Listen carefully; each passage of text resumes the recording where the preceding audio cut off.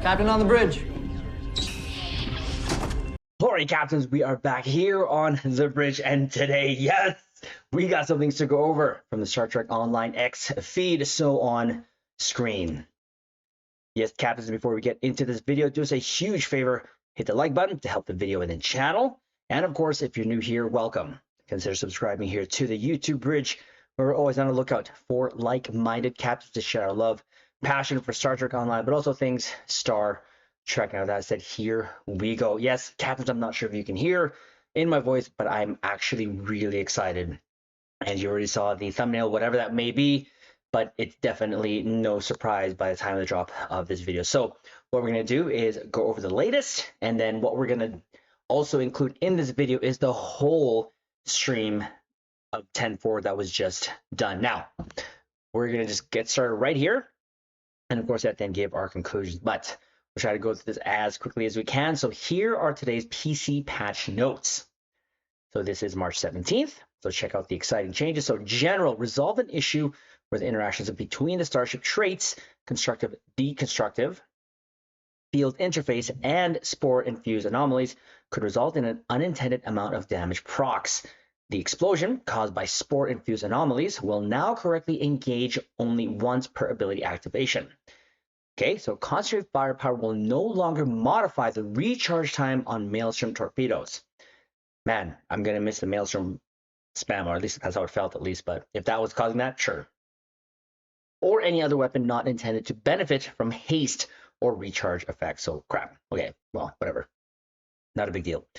Updates to the Vanguard shielding shaping starship trait. So resolve an issue that caused certain abilities to apply multiple stacks upon activation. They didn't say which. Resolve an issue that allowed the damage bonus to stack indefinitely. Wow, okay. The benefits from this trait can now stack up to a maximum of 4 times, which each activation refreshing the current stack. So that might be the Vanguard shield, but sure. Updated the damage bonus to apply to all torpedo weapons and exotic damage abilities, regardless of damage type. Previously only boosted kinetic damage. That is pretty good. I like that. You know, Caps, especially those who've been with me for a while, that I love my torpedo weapons. Resolved an issue that caused the triggered effects of feedback pulse to activate other effects normally reserved for the activation of bridge officer abilities. Their affected damage no longer counts as a separate ability activation. Didn't know that was a thing, but sure.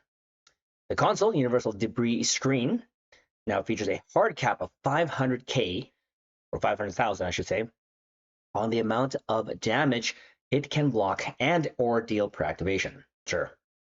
And lastly, following this update, the Borg Battle Royale and Wolf 359 Task Force operations will once again be available to play. So there is that. Next up, here, can't decide or need anything at once, or need everything at once, I should say. That's what bundles are for. And they are now 35% off on the console bridge. So great deal. We had this on PC, now it's on console, 35% off. That's the best deal we'll get. I really think they should push 40.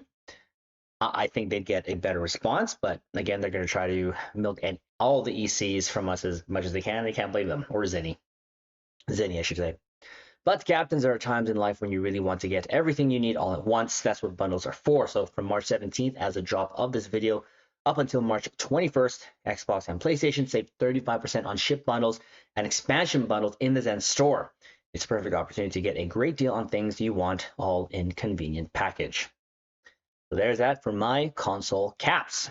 Now, we're going to go to this right here now. They're live on Twitch. This was already done a couple hours ago, but we're going to record it here for the YouTube bridge because I'm excited. Now, when Sana, Counselor Sana, was here, she was exclusively streaming on Twitch. But as I mentioned before, the new CM is coming. And, well, I'm just going to go show it here because we're going to see it and it's already out there. Look who's back. Well, Mikey. Ambassador Kael is back in Star Trek Online. I may make a separate video on this little development, I should say, and maybe now is not the time to go over it. But regardless, not only that he's back, but they also now started back streaming on their actual official Star Trek Online YouTube channel. So At this point of the video, I am just going to let this play out, and so that we can keep a log of it here. I tried to just include the latest in the beginning of this, but the rest of the video, and of course I'll include the timestamps below, but for the rest of this video, it'll just be this. Hopefully I can catch any sort of ads that come up. I will do my very best, but regardless, here we go. We're going to just play this and then at the end give our conclusions. So here we go.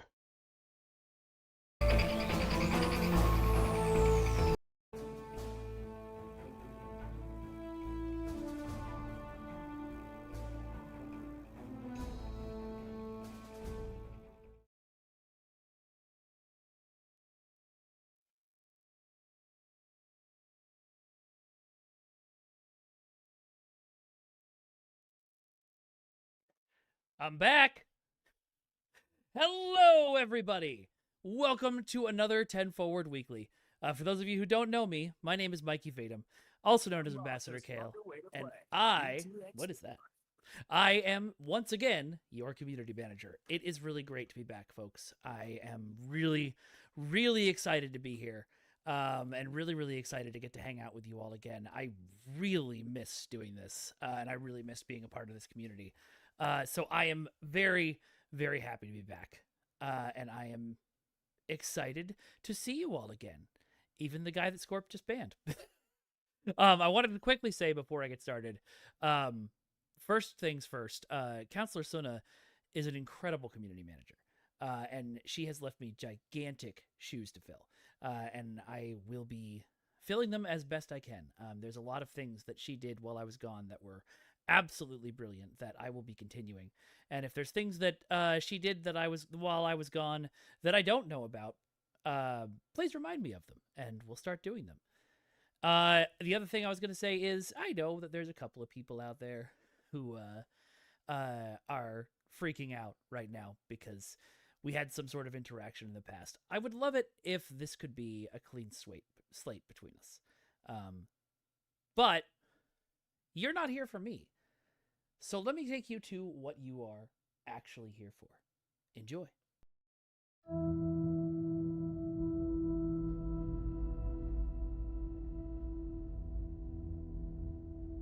In 2063, Zephram Cochrane broke the light speed barrier, ushering in a new era of human history.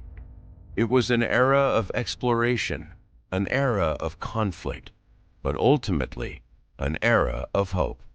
As we celebrate over 250 years of the United Federation of Planets, the Athen Prime Fleet Museum is proud to welcome 4 new starships to our Birth of the Federation exhibition.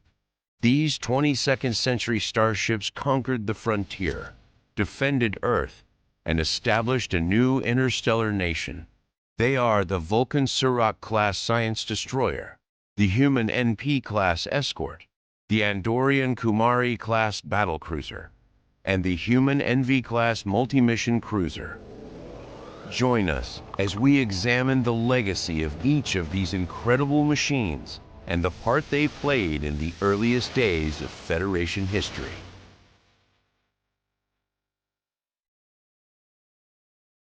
And I forgot to give you guys the countdown I told you I would.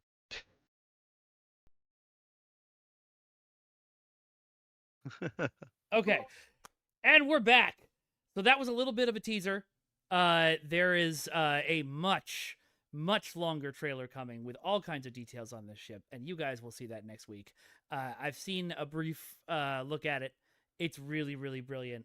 Thomas and the team over at Arc Video and a bunch of other lovely people worked extremely hard on it, and it's going to be a bunch of great detail. But today, we're not here to show you the trailer. We're here to talk about some starships that are in the bundle. And so I am joined by Keen, or Pundus as you may know them. Say hi. Hello. And by Jamie, or Scorpion as you may know them. Hey chat. Hi. I love your VTuber so much. It's so good. We are also joined by Ramon. Say hi, Ramon. Hello everybody. And I guess we're joined by Thomas. I'm Hey, guys. kidding. I love you, man. I'm sorry. uh, That's how I feel too. Don't worry about it. no, no. All right. Well, folks, we're here to talk about what we just announced. It is the 16th anniversary bundle. It is themed around Enterprise. It's got 4 brilliant ships that we've shown you so far. And I want to talk a little bit about what the philosophy was, Thomas. Why this year for finally getting some more Enterprise content in the game? What was the choice for theme here? Yeah, so there are a couple things going on. And I just want to do an audio check. Everybody okay? Hear me okay? Sound good? Yep. I Seems it. think we're good. I can hear you. Yeah. Okay, great. Sorry, Okay, I thought you were awesome. asking chat, not me. Sorry. Yes, I can Well, hear you. yeah, I was also asking chat, so I was just sort of Okay. waiting. Okay, sorry for the delay, everybody. All right, let's get into it. So this year is the 60th anniversary of the Star Trek franchise as a whole, right? And so we're really leaning into that this year. We want to celebrate kind of the breadth of Star Trek, from the original series all the way up through Starfleet Academy, and so we're going to be hitting every era of Star Trek, as we go this year, in a lot of different ways. I think it's going to be really fun. And the one of the ways we're doing that is basically by doing releases of canon starships throughout the year in different ways. Some will be in lock boxes or promo packs or whatever, but also through our C-store bundles. And we're starting with our anniversary bundle at Star Trek Enterprise at kind of the on the very beginning chronologically of the franchise, right?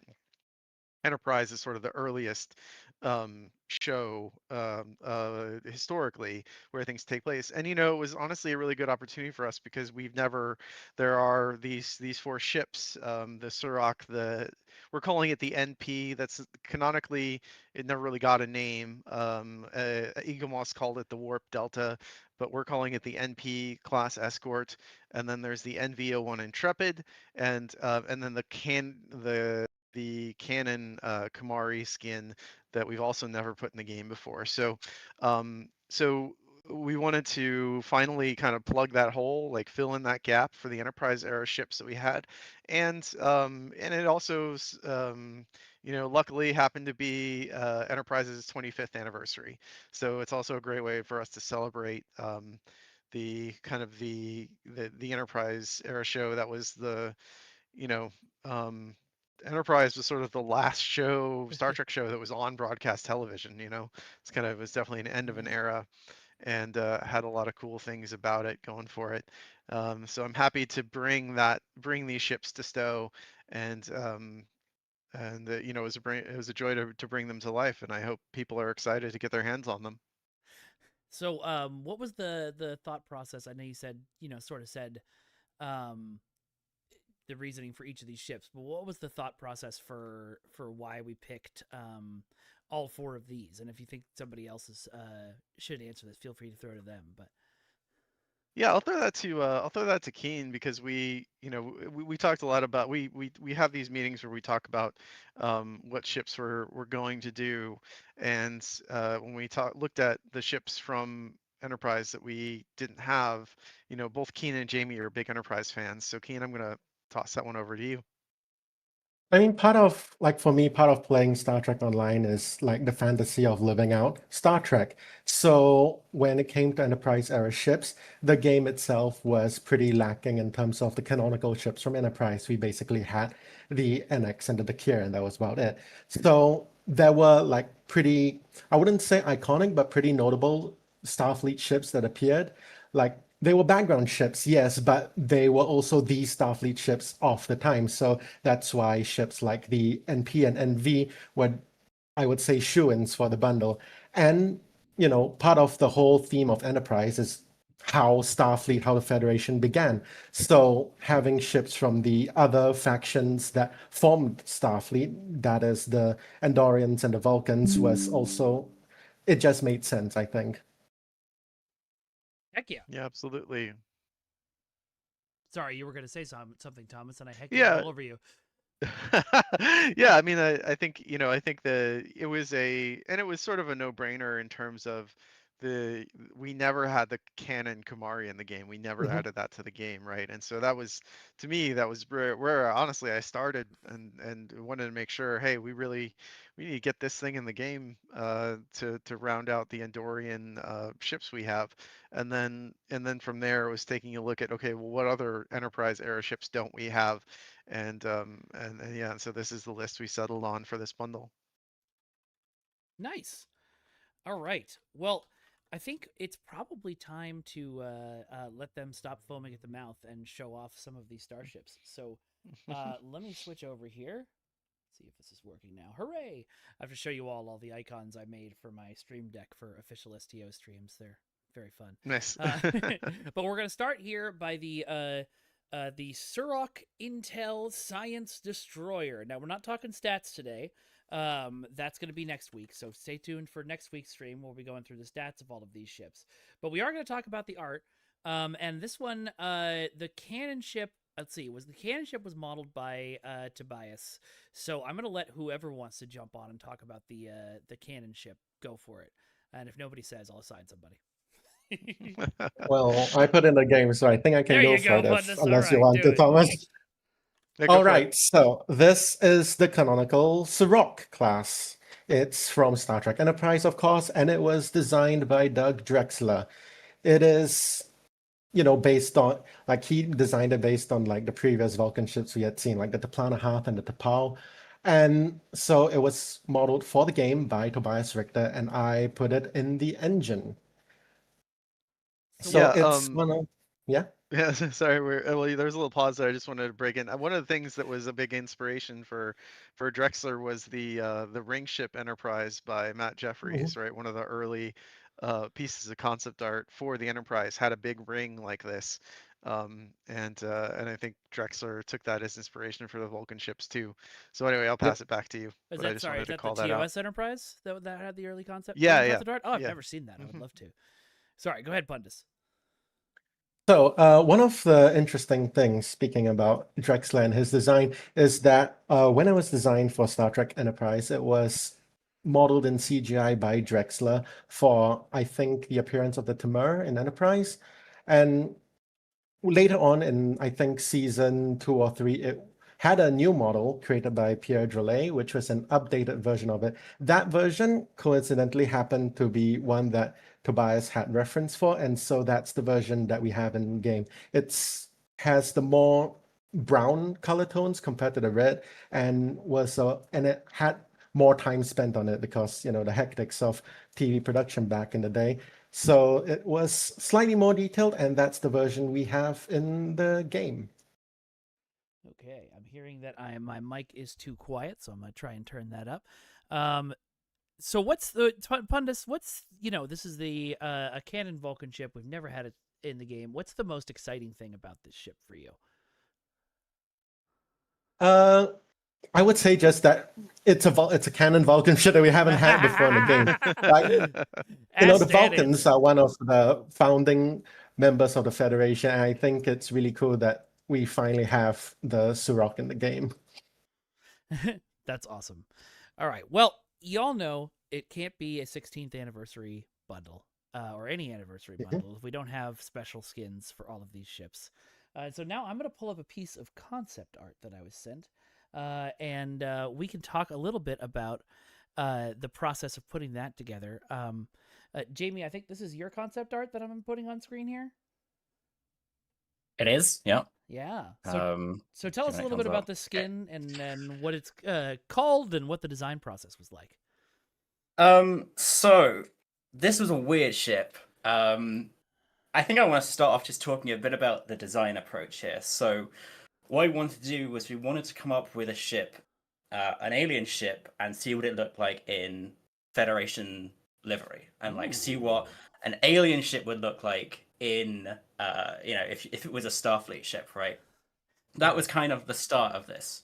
And so, we kind of hope that this is going to be something that, for captains that like to just fly Federation ships and wouldn't usually think about something like this, that this is going to be for you, right? This is like, oh, you can play a Federation ship that is weird but is still very clearly Federation. Talk me through a little So bit about the concept designs. You're seeing here. We're seeing a bunch of different shapes and things that you were working on. What was the thought yeah, process through that? so when you go and zoom in on the top left, Yes, I can do that.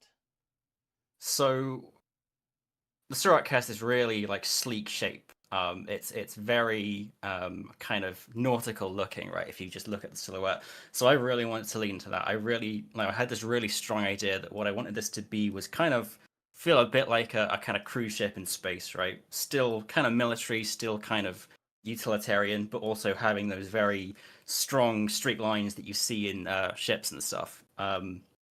So yeah, we started off just kind of playing with what we wanted the silhouette to look like. And we kind of, we tried a few things that were a bit more bulky. We tried a few things that were a bit weird. One of the things that we kind of threw at the wall straight away was, what if this ship was sort of the same era as the jellyfish from the Kelvin ships, right? So one of the things that Phil and Thomas were very keen on, Phil D is the art director who joined us from Decca. So one of the things they were very keen on is, what if we have this like kind of central spherical section that you see on the jellyfish? And initially I was kind of like, no, I want my sleek ship. But one of the things that I think it was Thomas or Phil said was that ships like this need to be like kind of 15% weird. And yeah, It's so it's we not kind just of ships like this. It's every ship. Every character design, every ship design, everything when you're making something that you want people to remember and love, they always have to, it's like the Mona Lisa smile, the tilting Tower of Pisa, Venus de Milo without her arms, right? Those are the things that give like those classical historic pieces of art, that weirdness is what gives them their identity. So yeah, anyway. If you want me to do a stream yeah, with Thomas on art history and philosophy, let me know in the chat. I'd watch it. Um, So yeah, we kind of settled on doing something, yeah, like Thomas says, that was weird enough that it felt recognizable, but not too weird that no one's going to buy it, basically. So if you go down to the kind of bottom set of images, once we had the idea, I started blocking it out in 3D. And this is what we do for all of our ships. We do sketches, then we do quick, kind of block out 3D models. And these are just really quick to kind of get an idea of what it looks like in 3D space, and that's where we kind of settled on the idea of having these kind of very Art Deco swept back kind of Concorde style wings, which kind of really sort of brought the design together and made it feel like it kind of brought in those ties to like really classic sci-fi, right? Like one of the things that you referenced, Thomas, when we were working on it is the Pan Am ship from 2001: Space Odyssey. And it just kind of brings in more of that really classic sci-fi feel, and that's something we try to do a lot working on Stowe is, how do we make classic sci-fi feel modern? That's something we try and do on every ship that we make, so that was kind of our way of bringing it in here. And then yeah, from that we decided which one we liked and moved on to the final design, which was this. This was a pretty detailed ship to work on. I really wanted to have a load of little greebles and really functional looking stuff to kind of inform that, yes, it's a very sleek, very kind of yacht or kind of cruise ship looking thing, but it's got all of these little greebles on that kind of imply that it's still, pseudo military vessel, right? It still has weapons, it still has, tech and sensors on board. And yeah, that's what we ended up with. All right. Well, before I click this button to make this image go away and show you all the real ship in the game, I just want you to know, I can see Pundus' screen right now, and when they switched to this design in the ship tailor, you may have heard me audibly gasp, and I'll show you why right now. Holy crap, look at that thing. That's incredible. JB, this is so good. Well, I can only take half the credit of it because this was modeled by Ramon. If you want to take over and talk about the kind of bringing it to life and all that kind of stuff. Please, Okay. please do. Yeah. Thank you. Yeah, this is like a super cool ship. Like when I got the information that I was going to do this ship, I got super excited. I really like this type of alien ships that get like a Starfleet version. It's always like super fun to do, and you get to play with a lot of shapes that sometimes you can do in the usual Star Trek Starfleet ships. And yeah, it was awesome to make. Also, Jamie did amazing 3D files for the blogout, so it was a very nice start. And yeah, I think this design is super cool, and it feels super sleek and cool and fast. And yeah, it's really cool. Also, one thing that I really enjoy doing was like this set of windows that we have at the front of the ship, uh, that kind of looks like a skyscraper. Oh yeah. That was very fun also. Yeah, we like we didn't know too much how to do them, so I ended up like just modeling them, and I think it looks really nice when you get the correct light like hitting it, and when you are flying around, it just looks like super cool. It looks like such a like somebody in chat was saying it looks kind of like an ocean liner or something. It looks like such a luxury Yeah. ship at the same time as looking like Yeah. a freaking battle cruiser. So I know 3D modeling, and this is for either one of you guys who wants to jump on this. 3D modeling is very much all about putting blocks together, kind of like very tiny Legos. How is it Yeah. making a ship that's this like curved? Like there's so many, there's the big ball, there's the sweeping front and back, there's the ring. What's that process like in 3D modeling? Yeah, in this case, I have to say I took a lot of things from Jamie's model, and from that, what I saw from the original one is that most of these shapes are used from more like basic shapes, and for example, the sphere, and then from that you start subtracting with other shapes, and you get a lot of cool stuff with that. You can see, for example, the wings kind of have the curvature of the sphere that it's inside, but bigger. And with that, you can get, with booleans and all of that, you can get a lot of cool shapes. And then from Yeah, that, so you start polishing and getting more details and all of that. so for the non-artists in the in the audience, when Ramon talks about booleans, what he's Yeah. talking about is how two shapes intersect.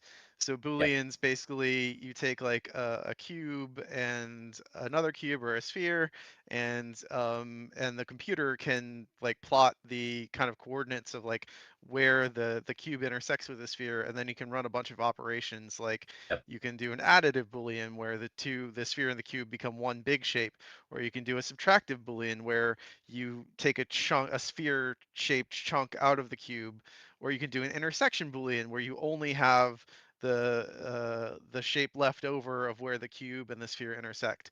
And so that's where you get some of the kind of the interesting like cutout shapes in this ship. Is you would have you would take the a sphere and sort of like use that to subtract from the big kind of fuselage of the ship, and as an example, and then you would get kind of that sort of trim work that you could slot another sphere into to get that really nice perfect circular line. So yeah, it's a really important part of the 3D modeler's toolbox for sure. it's Yeah. it's And it also helps a lot. Yeah. it's Uh, absolutely beautiful. You both did a fantastic job on this ship, and I can't wait to get my hands on it next week when it goes live on PC. Somebody in chat was asking about what time. So oh right, great, the doctor's in chat. The Yeah. medical emergency is that this ship is too cool, and I had several aneurysms. We I do want to talk a bit about some of the extra. There's an extra visual variant for this that I'm actually really excited about that I asked Sweet. I think Keen, you made it, right? I think I Ramon did mean, it, but I taught him yeah. how to. Okay, cool. Yeah, for this ship, and also for the Kumari, since they have Federation versions of it, we thought of making also another template inside Oh of the my costume. god. Yeah, this one, where you get kind of a more Vulcan feel, but with the same shapes as on the Federation one. And yeah, for example, this one doesn't have decals and other Federation liveries, and it's super cool, and this material looks great on it. Yeah, I didn't want anybody to complain about having a 25th century Vulcan ship, but having to use Starfleet graphics on it, right? So we wanted to make sure that that if you really like the look of this, but you wanted to role play as like a pure Vulcan character and a pure Vulcan ship, that you had that option. So this is the non-Federation, or sorry, the non-Starfleet version of the ship, and I think it turned out really cool as well. Somebody was saying it looks Definitely. like a Ferrari. Yeah, absolutely, but cooler. I love it And in the Vulcan red. That's so good. yeah, and we have a couple different Vulcan materials, right, that people can Yeah. select from. Yep. Yeah, and all the Federation ones. Yeah. Oh Yeah. wow, that's gorgeous. Well, speaking of different materials, we're going to switch to talking about the next ship in the line, next ship of the line, which is going to be the NP Miracle Worker Light Export. But while we're switching ships, I'm just going to pull up. Pundus was nice enough to send me a very nice high-res image of what this ship will look like in all the different vanity shields. And so I am just going to scroll through that quickly so you all can get a close-up look. And oh my god, the Cation claws looks really good on this. Yeah. Can I Nice. say one last thing about Please. this ship? Yeah. This is kind of an Easter egg, something like that. Is that for the Surok class, depending on what template you use on the tailor, you can change the color of the trails. So the normal color is red and blue, but if you pick the Vulcan version of the Sonak, you will get all blue trails. So if you use like some material that only has like blue lights, that will look better. And yeah, I will talk later about it with the Kumari, but it's happening the same. Heck yeah. Oh man. I want to. Oh, Thomas, you go. Yeah. Well, I just wanted to state really, eagle-eared viewers might have noticed. I don't know if we actually said the name of that variant. We're calling it the Sonak, the visual variant. Yeah. That's named after the Vulcan that died on the Enterprise in Star Trek: The Motion Picture. Oh, So just a little bit of trivia for people. that's dope. Love it. That's cool. I didn't know that. Mhm. I'll also say one last thing about the ship, like Ramon did. So I did 3 of the skins, 2 of which are still upcoming. Each of them has something a little bit special to me. So the thing that's special to me about this one is that before I got hired to work on Stowe, I was designing Star Trek inspired ships for doing private commissions. And this is actually one that I was just working on privately. I already had an idea for like, what if a Vulcan ship, but like Starfleet in the far future. So it was really fun getting to revisit that after 2 or so years of doing it professionally and doing it for Stowe. So yeah, it's just a really cool opportunity for me on this one. Everybody Awesome. starts doing fan work and then starts doing their fan work professionally. It's great. Yeah. Well, it's not an accident that happens, right? Because Yeah. to be good at anything and to be hired at something, you have to be good, right? And so to get good, you have to do it. And so, like, anybody who wants to kind of work in a field they're passionate about, you kind of have to do it for free for a while to get to the point where you're skilled enough that people will hire you. But Yeah, on that that's subject, don't let that. people take advantage of you and work you. No. It's not. It's not. It's a Yeah, little. yeah. It's You're a not. little You're not column A, doing little work for column B. other people. Right. You're not doing work for other people for free. You're doing work for yourself. Right. Yes. Like you're doing the work that you want to do for yourself. But anyway. I mean, in saying that, that's how you kind of got into Cryptic as well, right? You were doing the UI art for fun, think on for the old Well, I got STO paid. I phone. mean, like when they so I pitched some stuff, yeah, but then I did when they put it in the game, they actually did pay me. Yeah. So there's that at least. All right, Pundits, was this another intake of yours, or did somebody else do this one? I know this Yep. is another Tobias model. All right, This then this is another Tobias Richter model. Then- Originally designed by John Eves for Star Trek Enterprise, this was intended to be one of the earlier Starfleet ships that wasn't quite Warp 5, and it appeared, I think, in the season 2 finale, rescuing the Enterprise from the Klingons. I think I saw a this documentary about that recently. This was this was based on the ship that appears in the intro of Enterprise, just jazzed up a bit with more modern technology. That was how the design was both rationalized in universe and concepted by John Eves. This was, as I said, modeled by Tobias Richter, and I put it in the game. From the back, it looks absolutely like from the front it looks yeah. good, but from the back it looks absolutely gorgeous. Oh my god! Yeah, I really like how all this the greebles. Yeah. Yep. Excellent, excellent greebling all around. Yeah, so we're calling this the NP and NP class just really for conceptual symmetry with the NX and later the NV. And so the if you look this up in sort of what Memory Alpha, I think it's called the Warp Delta. And then Eaglemoss used that name as well. And then I believe that other places you might, like the Modifius Utopia Planitia book, you might see it called the Ganges. And so there was a lot of back and forth about what to call this stuff, at least in my head. But I really, since we already had the NX in the game and it was already called NX Escort, refit or whatever, I wanted those ships of that era to all hang together in a naming convention. So that's why we decided not to use Ganges for this or Intrepid for the other ship.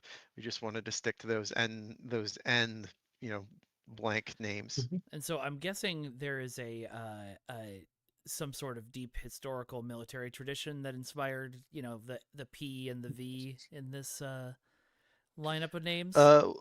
Well, so NP isn't canon. Right. I saw. No, I'm asking you. I think you came up with it. Right.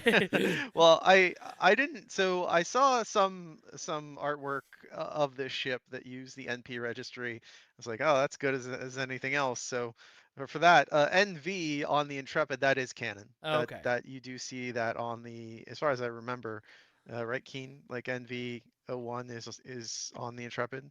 In Canonically? beta canon. In canon, they didn't put a registry on it when it appeared in the episode Twilight. Okay. It was just blank. But yeah, Uh-huh. it's apocryphal, but commonly accepted that NV is the registry. All right. Yeah. So I mean, I sort of see it as a NP could stand for patrol. So like okay. patrol, and then V could be, I don't know, something else. I'll have to think about that one to retcon it. But this ship was yeah. Was named because it was no problem. All right. So Pundus, you got to get your hands the most on the ample nacelles of this model. Is there anything cool or surprising or interesting that you want to show us on her? One thing about the NP is that we have an additional customization option where it removes the name and registry on the hull and on the nacelle of the ship. So it matches the on-screen appearance, which had no name or registry. But in addition to that, there is also an alternatives costume skin available for this ship that we are probably going to talk about in a bit.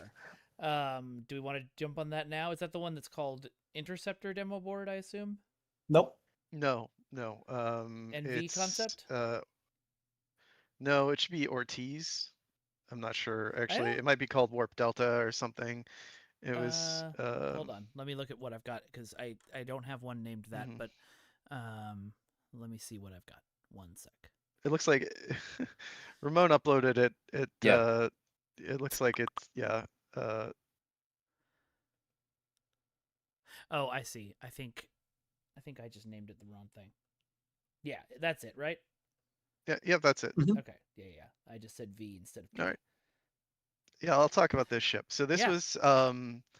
this was the last ship that Hector did for us before he left. And I've said it before, I'll say it again. I really miss Hector. I really miss working with him. Um, he's an incredible artist, and he really helped um, define STO's ship style over the years.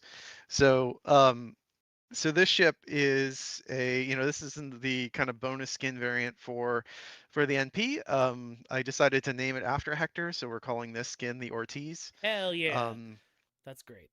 and yeah, and the concept here is really pretty simple. It's um, make translate that ship design to the sovereign era, basically, kind of the Nemesis era. Um, and as far as that choice, it just sort of seemed to fit the aesthetic. Like the sovereign has this really great like arrowhead shape on it.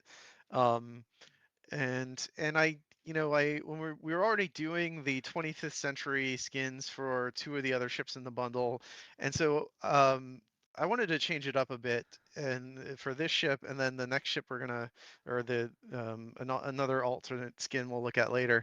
And so I, instead of doing another Stowe era skin, I thought it'd be really cool to try a different sort of a slightly different aesthetic, and landed on the Sovereign. I think it's a really, it's a beloved aesthetic. I love fleshing out Mhm. the different eras of Star Trek, in giving each era a little bit more, a little bit like a bit bigger family, right? Like the idea is like you could put this ship next to the Sovereign class, and it's like, oh yeah, this is clearly a younger sibling, right, of the Sovereign. And that was really the goal for this design. You can see the cells are very clearly Sovereign inspired. We've got the classic triangle escape pods, the little bridge. The role, I imagine it very similar. This is like a Coast Guard cutter. This is a patrol ship, that is escorting freighters. It's looking around Federation space, guarding trade routes, doing kind of orbital support supply missions, orbital safety, rescue, natural disaster stuff in system. It's a fast response ship. And that's that kind of ship is really important for any civilization. You need people who can be on the scene really quickly, who are fast and maneuverable, able, first responders basically, and also able to protect shipping. Like commerce is a really important part of an interstellar civilization, and so you would have commerce protection ships that are really designed to make sure that nobody steals the lithium or antimatter or whatever, all the super valuable stuff that gets carted around the galaxy. So that was the concept behind this ship. And I see the NP as the super early version of that, right? And so this is just kind of inheriting that role. Well, let's take a look at it in game. Wapow! Oh my god, I love this Yep. too so much. Holy crap. Um, so again, this is a Tobias Richter model. Pundus is taking us around it. Somebody was saying this looks like the like a ship that would dock with a Sovereign class. I honestly want to see a Sovereign class and like 6 of these flying around. That Yeah. would be so Yeah. cool. This is, I mean, this is exactly my aesthetic, as many people know, but this is really, really pretty. Oh, it's got a shuttle bay on it. How big is this ship? Because in I mean, it's small. yeah, Yeah, 100 odd meters, 100 and something, I think. okay, So very it's a cool. little smaller than the hull is a little smaller than the Defiant, but you can still stick you could probably are gonna need a shuttlecraft or a shuttle pod or something to do the kind of duties this thing would be expected to do. Yeah. Jeremy mentioned this in chat, but I didn't, so just in case, this is a Miracle Worker Light Escort, or as Jeremy described it in chat, basically a Federation Raider. So again, we'll learn more about stats and stuff next week, but I just wanted to make sure you guys all knew that. And so has it got a giant engine on the back in addition to the warp cells, or the nacelles? Oh no, that's like a heat sink kind of thing. Okay, cool. Yeah. And standard impulse engines and such. Very nice. Thomas, I was... I think oh, go ahead. I think one of the things I might be misremembering here, but I think one of the things that Hector said when he was designing this is that he liked the idea that this like back section with the grill and the crystal thing. The idea is that that could be like removable and like modular, so you could like literally slot it out, pull out the warp core, put a new one in. I think I remember that. I might be misremembering, but yeah. Cool. Yeah, it's cool. It's a very like enterprise era idea too, right? Because that's one of the things that Doug Drexler, why the warp core like section is kind of isolated from the rest of the ship, and or that symmetrical warp field governor thing, right? It's meant to be very easy to kind of repair and access. That's awesome. I was giggling internally, Thomas, when you were talking about the role that this ship was playing, because Thomas and I have both been listening to an audio drama by Space Doc friends of the game called The Sojourn, and 90% of that show is just applying modern military, roles and stuff to starships, and scratches a very good itch, just like that. Yeah, just did. Yeah, it's a phenomenal. By the way, go check out The Sojourn. They have a YouTube channel. They're also on Nebula, the Nebula streaming platform. I think they're on Spotify and all that stuff. It's basically Master and Commander meets The Expanse, but with like more of an SG-1 kind of tone, I would say. Right. It's very, very good. It's good. And Scorp actually did a model for them too. Oh, which one? I did. Yeah. I did the Alessia class Nice. a couple of years ago now. You've worked in too as well, Thomas. So you did some of the like background environment art, if I remember right. Well, I did a dry dock. I did a dry dock model for them. Nice. So yeah. Anyway, good We stuff. shouldn't go too off on Sojourn, even though it is my current hyper focus. So everyone go listen to Sojourn, and then we'll just put one of their ships in the game so I can talk about it on stream. There we go. All right, but there's there's some special stuff you're going to show us here in the ship, Taylor. Pundits? Nothing particularly special. It has all of the standard customization options that a Federation ship has, or should have. And like I said, it has no registry versions of the nacelles in the hull. Nice. But yeah, of course, as usual, this is all kit bashable. I was going to say, hit random a few times, but you're already doing it. Good job. Oh, there's some cool designs there. Theron, this is not a 2409 warp delta because it's sovereign era, so that is what, 2390 something, 2401? 2370, yeah, 2376 or something like that for I don't know when first contact was. It might be 2373. Chat is telling us a range between the 2370s and 2380s. I believe them. Yeah, that's right. Good job, nerds. I'm glad you're here. Uh-huh. I love that tiny cockpit too. I'm gonna have to, when I fly this ship, I'm gonna have to find a suitably small cockpit interior to, cram in there, make it feel like a submarine.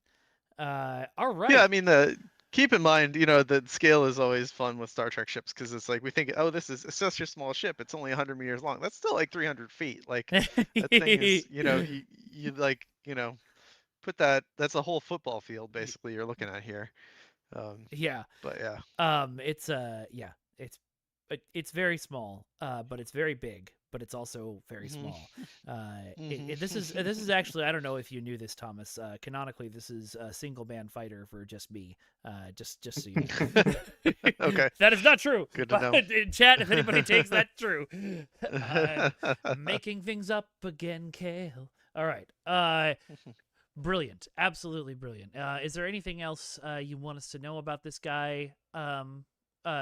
Art-wise, anybody want to jump in before we move on to our next one? No, I think we're good. All right, I'm going to pull up the Vanity Shield art so you guys can take a look at that.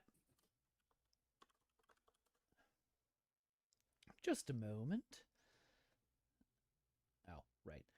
Pundits, you're so organized. You sent me this in, like a bunch of different folders and stuff. My God. I have to now look through your organization. Ugh.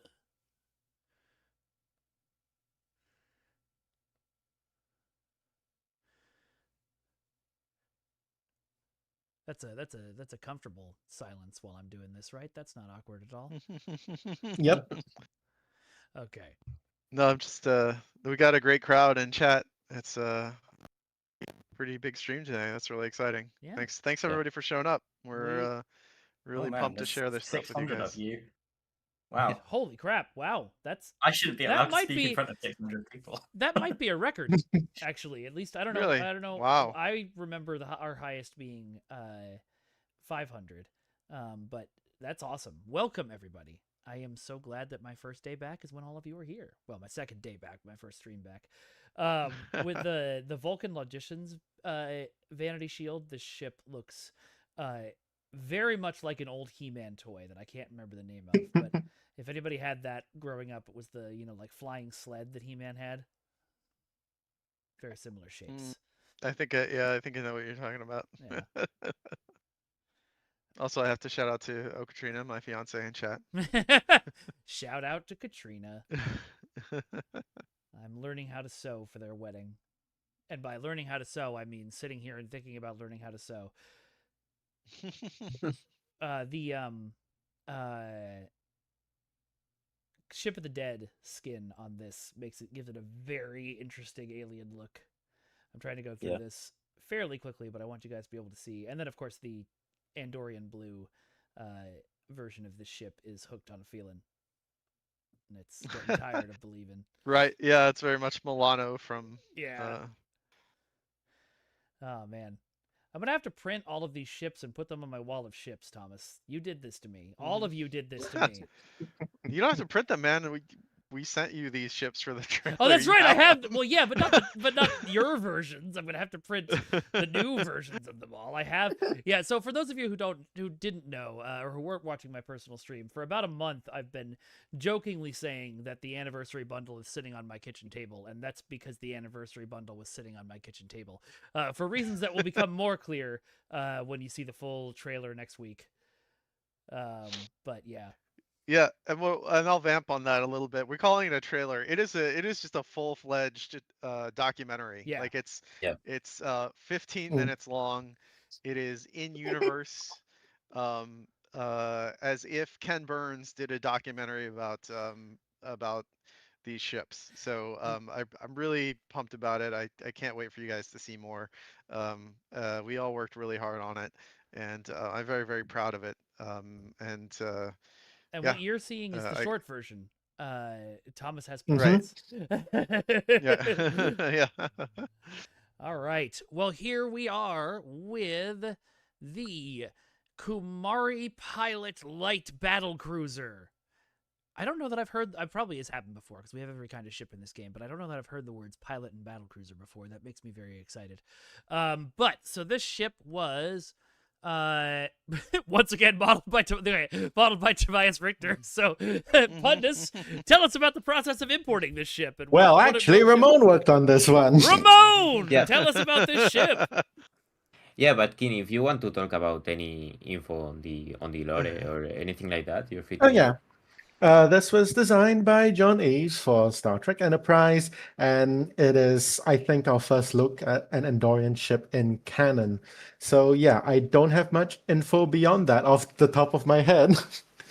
Yeah, no problem. And yeah, for the ship and the model, as you said, it was modeled by Tobias, and yeah, it turned out great. Like I really like this ship. All the details that it has, like at the front of, I don't know what should we call it, but the saucer or something like that, but it looks great. And also he did this material that is new and it's coming to the game, and then I work on making it ready for the engine working and all of that. And one of the things that was like very important, it's like all of these little details in geometry that Tobias made, is that they look like very cool when the material hits the light like correctly. And yeah, I'm really happy how it turned out. You can't just fly through the ship, Pundits. Oh God! All those people. Oh my God! I love. We're talking one about of the things I want to Greeblies. I love say. the Greebling on this. Sorry, go ahead, Thomas. Yeah. Yeah. One of the things I wanted to make especially clear, this does customize with the other Andorian escorts. This is Yeah. on the same. This is on the Sweet. same skeleton.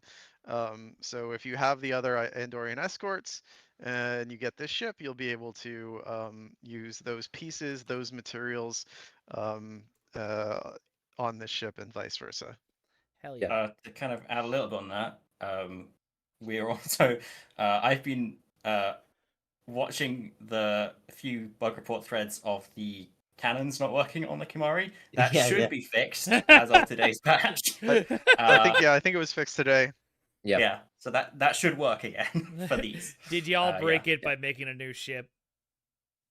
Kind of. I think It was semi broken. Then we Hmm. fixed it, and then half the fix got released. So since it was half the fix, it kind of broke everything, Yeah. and then now everything is fixed. Nice. Very nice. All right, I'm gonna Yeah. put one of you on the spot. Obviously, this thing still has the warp nacelles on the side and the standard impulse engines. So, Star Trek lore, what is the big engine-looking thing on the back? If there isn't a canon answer, you must make one up. I think I'm going by my many years of Star Trek and spaceship design experience. I think it's an engine, actually.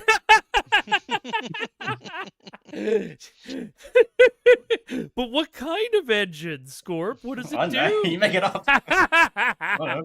Well, I mean, one of the things I think you can, it actually doesn't have to be an engine, right? It could be a radiator. Yeah.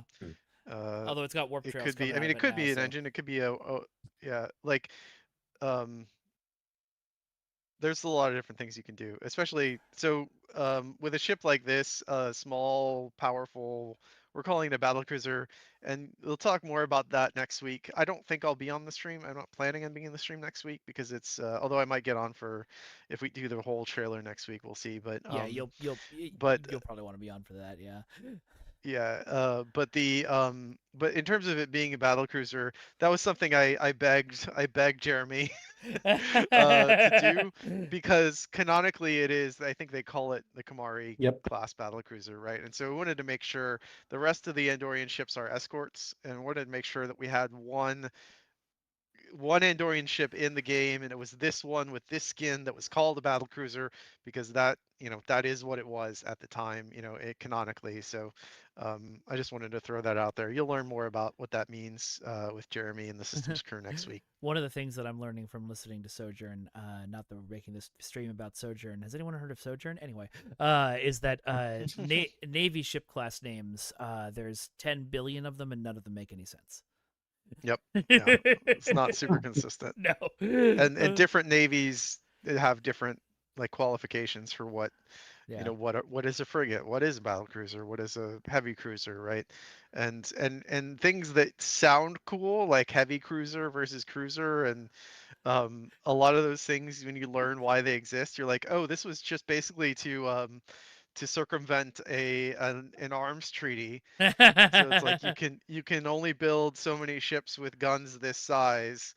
And so okay, well, we're gonna build a ship with a gun like a half-inch smaller or something, and we'll call that a light cruiser, and it's like the same, It's like, yeah. I'm sure there's a bunch of them too that are like named super much better cruiser just because some admiral wanted that.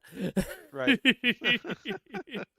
That's kind of it's not that's not too far off why we have ships that are in fiction called like dreadnoughts, right? Like Right. Dreadnought isn't an actual real ship class, but there was one ship called Dreadnought that was really cool, and now sci-fi has a bunch of ships that are called Dreadnoughts.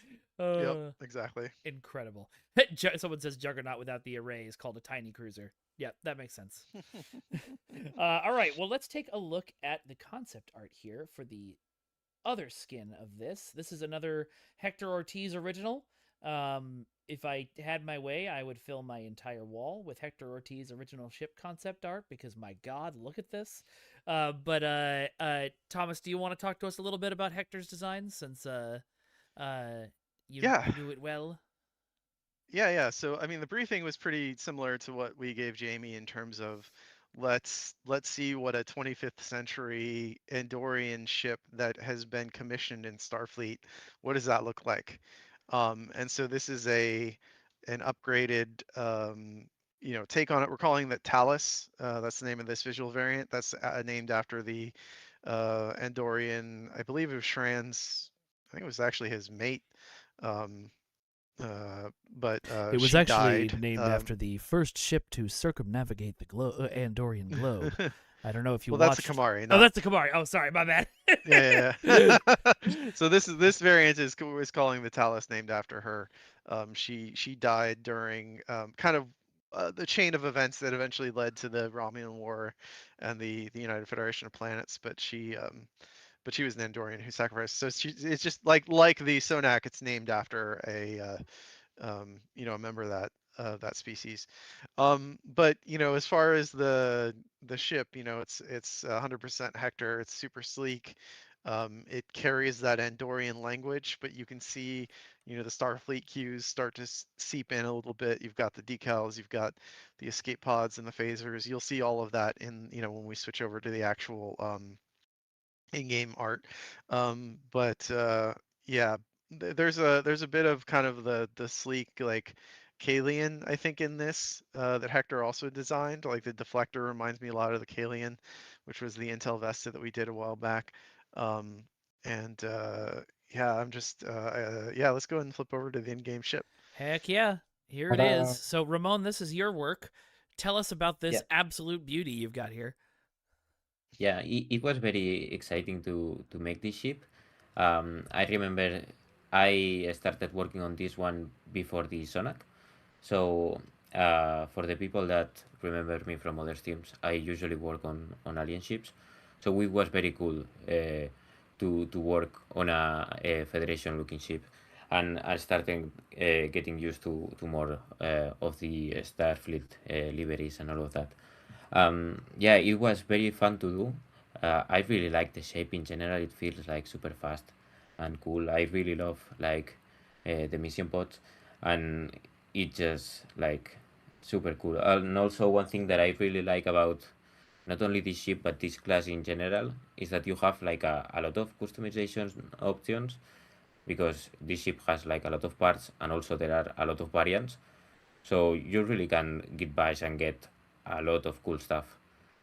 And yeah, it was very fun to do. Also, do you want Kim to show the Taylor? Yeah. Yeah, let's do that.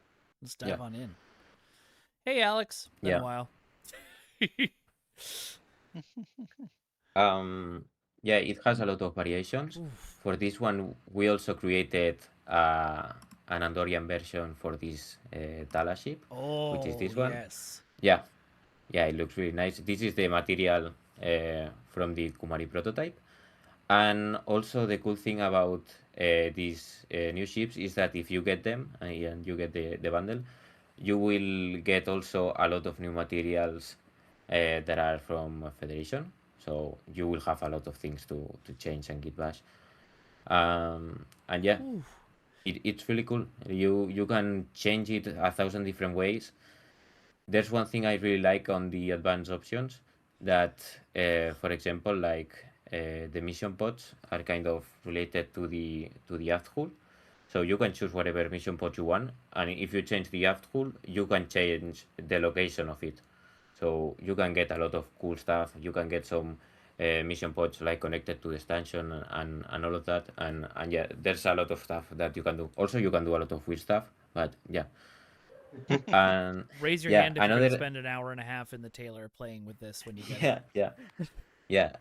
And if you find anything that's broken, let me know, because like there's a lot of things to Yeah. work.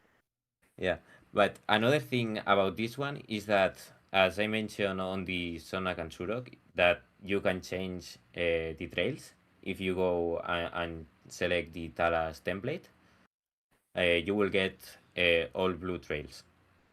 We did that way to follow the concept art from Hector, where there's only two trails, but really there's like four trails, but two on top of each other.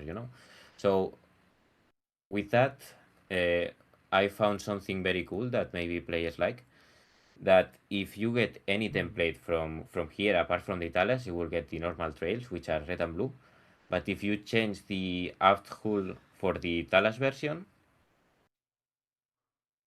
yeah, you will get these red and blue trails, but since they are on top of each other, they will combine and you will get a pink trail or purple.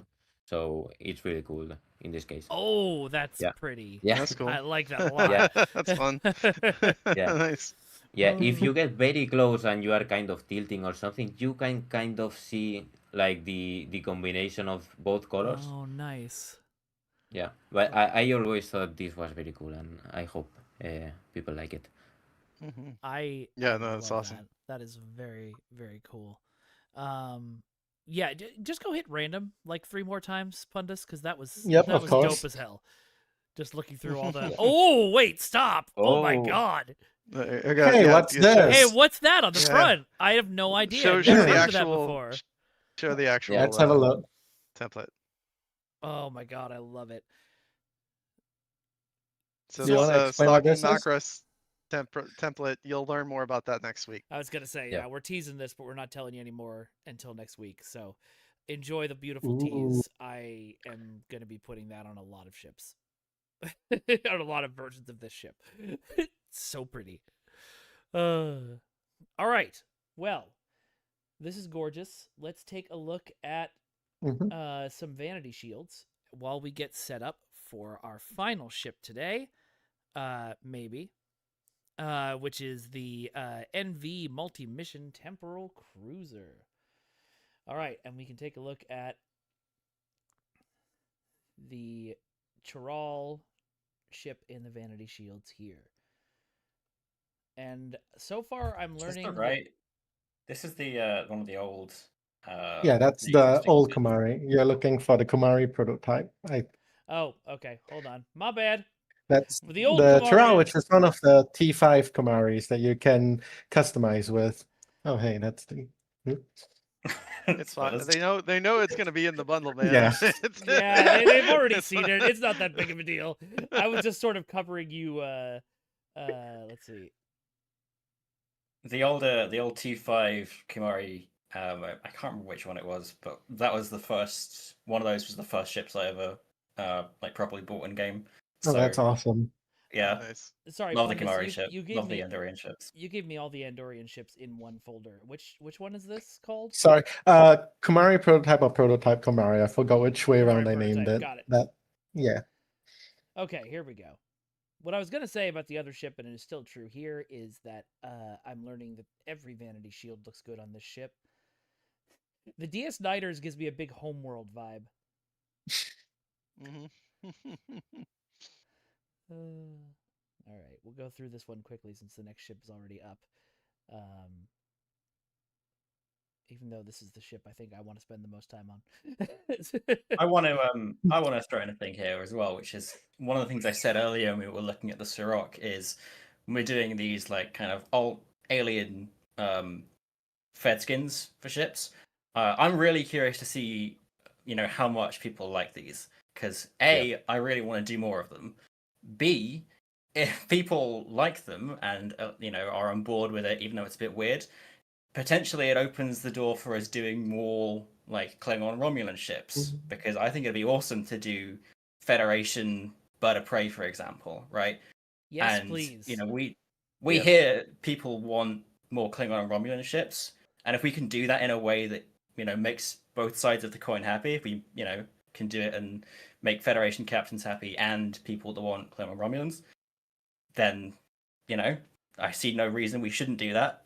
But we'll it kind of depends on if people like this and if there's an opportunity for us to do it in future. But that's I'm keeping my ear to the ground and I'm hoping that people like what we're doing with these. And I will Yeah, report back to you on that too. This is something that actually when I started on Stowe, even when I was a UI artist, I sort of fantasized about when we started adding a lot more alien ships to the game, was like, oh, could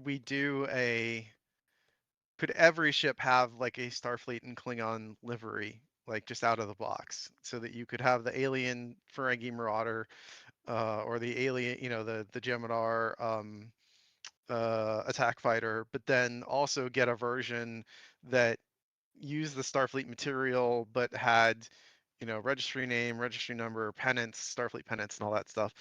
And it's something I've always sort of like kept in the back of my head. Like, it'd be really cool to do that. It's just, it obviously adds time to those ships that right now we don't, really necessarily have or need to spend on them. Because it's a whole, it is like, I mean, Keen set it up, right? Like, it is um, uh, it's a whole other thing that we have to do, an extra layer of work to add you don't get that for free. You have to manually make those decals, and you have to make all the registry names and numbers work and all that stuff. So it does add time, but it would be cool to do more of this, if we can find that time. Thomas, I don't know how to tell you this, but nobody can tell you no anymore. No, they absolutely How can. do you They think? Well, absolutely can. there is one person that can tell me no. Oh, thank And you for that power, yeah. Thomas. I appreciate it. All right, so this is now our NV, and this is a NV multi-mission temporal cruiser. And Pundus, you didn't let Tobias have this one. You stole this from him, so you're gonna have to tell us about Well, it.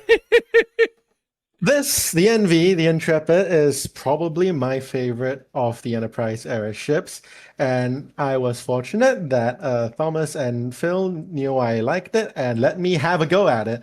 And honestly, it's some of the proudest work that I've done. So, as with the Warp Delta and P, this was designed by John Eves and intended to be an earlier pre-Warp 5, Warp 2 era-ish Starfleet vessel. So the CGI model in Star Trek Enterprise was made by Pierre Drolet, and he sort of kitbashed it out of NX parts. But in this case, I decided to have a go at modeling it all myself to get, yeah. And as like a canon ship, this was a really fun task, and it's sort of, I would say, zen or relaxing because there's a lot of reference easily available for it, like on sites, like on fan sites like Portal Realms Archive, like they have all of a bunch of like screenshots of the CG model, references from Eagle Moss, all of that sort of thing, and it makes my job bringing it to life in the game really easy and honestly fun, trying to get it close or exact canon as I can. Ship artists Also, sit this down is, playing their own It really turned out contributions great, to name a man. more iconic combination. Also, this is a. I think you and me, Pundus, we both Yeah. made 3D versions of the ship before we came to work on Stowe, right? Sort of, yes. Yeah, I modeled this like a few years ago for a commission before I got to work on Stowe. So yeah, this one is very cool to see in game for me as well. That is. Yeah, and this was such a satisfying task because like Thomas and Phil just let me have a go at it for like a couple of weeks, and when I came back, I only had one note from Thomas, and that was because I messed up the windows on the saucer room, and it's really nice to get almost no notes in a task. That's how you know you did No, it. you did Yeah. a great job on it. If you Yeah, get thank you. if you don't Yep. get any notes, you've done something wrong. But if you get just the one, then you know Yeah. you did it right. All right, so Pundus, Jamie, this is you guys' baby ship. What are the fins for? What do the fins do? I want to know. Cool. So Uh, I mean, you can if we can assume there are maneuvering thrusters on the fins, right? And so if you put maneuvering thrusters further out, that usually means that you need less energy to turn, right? Like it's leverage, right? So I think that's Yep. something you could say. You could also make the argument that this is capable of landing, um, and those could be kind of to help descent control. atmospheric flight, that kind of thing. Yeah. Yeah, I designed the alternate skin for this with the idea that it was like it could go and land on planet surfaces and stuff. Nice. Yeah, if you look at the back, you can see like a couple different like big cargo bays that seems like it would be good for like unloading a lot of stuff really quickly. So I kind of saw this as a very logistics focused ship, Yeah.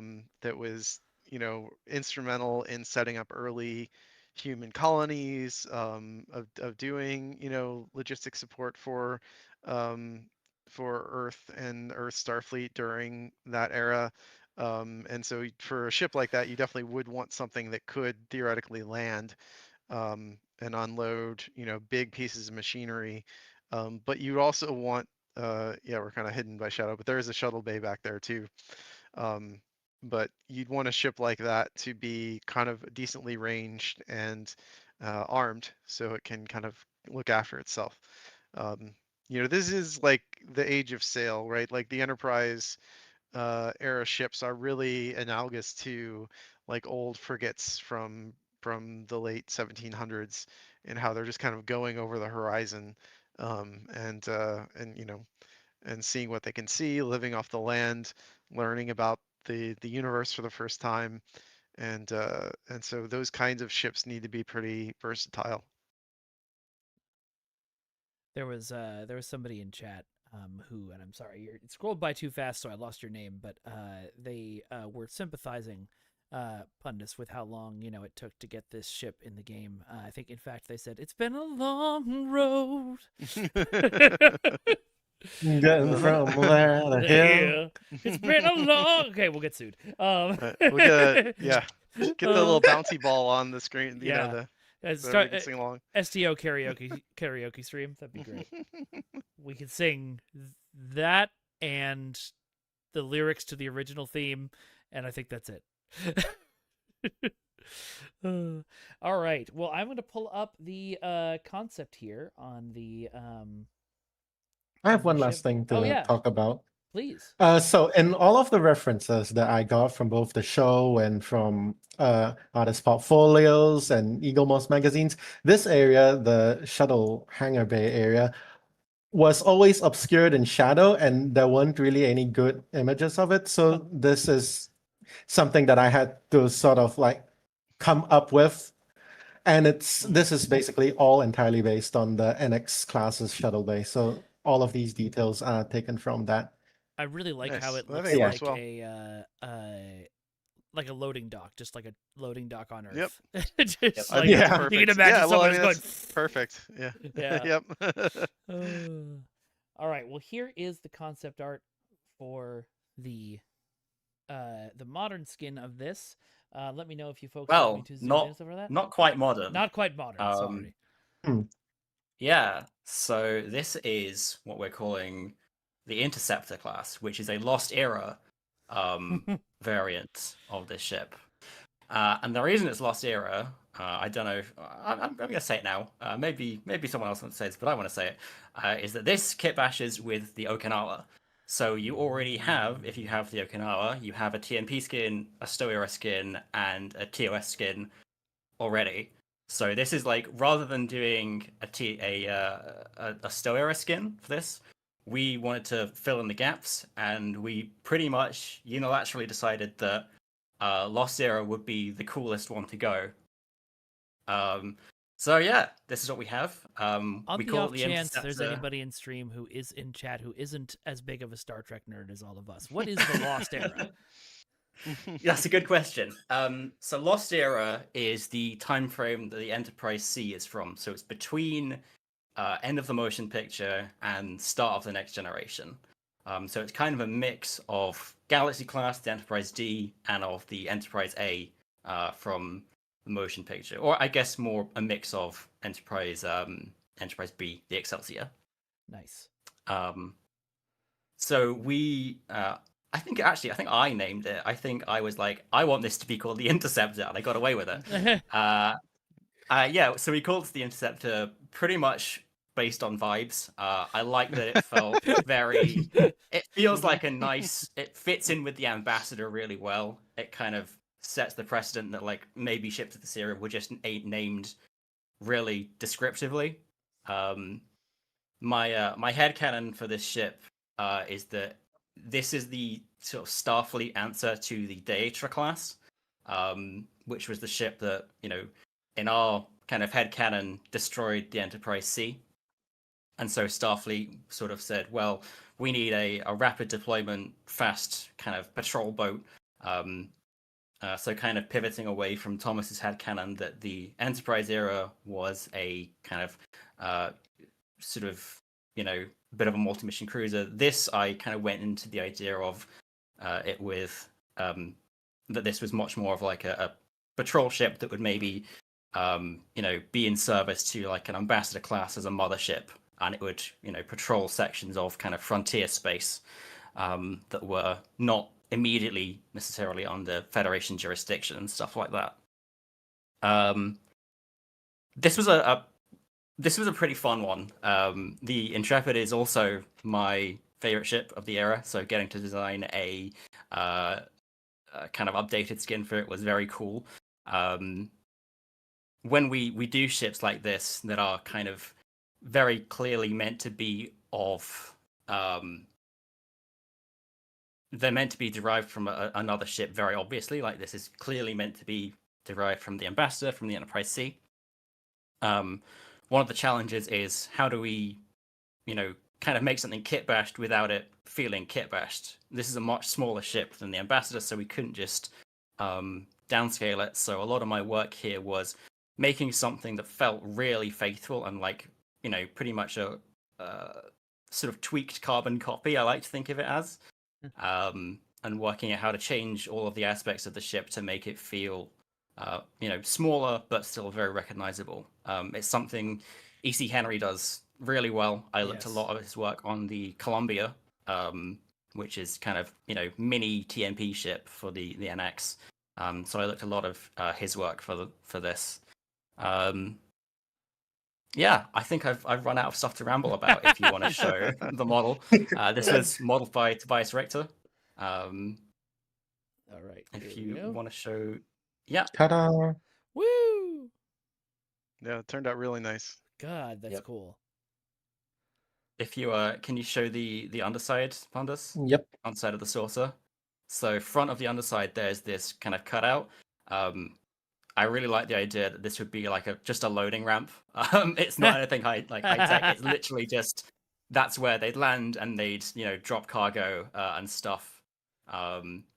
Yeah, really kind of the idea of it being a very ship that could kind of do whatever, but could, you know, land on planets and stuff like that. Got to have the saucer airlocks as well. I think that's a really big part of the kind of NX era. Nice. Scorp, where's Yeah, the one of the interesting deflector things at? about- 'Cause folks are asking in chat. What? Sorry, say that again, Mike. Where's the deflector at? Because folks are asking in chat. So yeah, so I think on the concept that phaser strip on the front, or is that no? That's not a phaser strip anymore, is it? Yeah, so that's what the deflector would be. Nice. Hidden deflector. Nice. Yeah. Love it. Sorry, somebody was saying and something. Go ahead. yeah, I was just gonna say, I mean, one of the interesting things about this design is I think it's kind of like half Probert ambassador, half Sternbach ambassador. Like I think you can kind of see the DNA of both those ships and how this turned out, which I think is really cool. It kind of it feels of that era, and it also gives it a bit of its own, you know, identity, right? It's not a kit bash, it is its own thing, but it is definitely a little brother, little sister to the ambassador, and I think you could fit it next to either one and it would look good. Or as Passionate Soul said in chat, when two ambassador classes love each other very much. All right, well, shall we pop into the Taylor and take a look at some of the variations and things we can do on this? Some of the goofy so this one. like Scorp, when we knew that we were going to do the NV, Scorp said like we should make a kit bash for Okinawa, and I looked at lengths of the ships and I agreed, and Thomas agreed, and then I had to deal with it. So before we get to the crazy stuff, one of the things that Scott wanted me to do was that we have options for the pylons to have no wings for both the Interceptor and for the NV. You can have them wingless if you prefer. Why you would And this prefer is that? main I sort don't of kit bashing. Yeah. And One of the things that you can also notice is that I have vanity options for both of the NV nacelles if you want to use them with vanity shields, so there's no animated Bassard collector. Nice. Nice. That's very fascinating, Pundus. Hit the randomize button. We Of want to course. see it. We all want to see the craziness. Whoa! Yep. Oh, that's nice. Whoa! That's pretty cool, honestly. That Yeah, that's yeah. pretty sweet. It paid off. That's a My boat. insane idea paid off. Huh. So one of the things that I loved as a player was getting ships that you could make insane kit bashes with. Yes.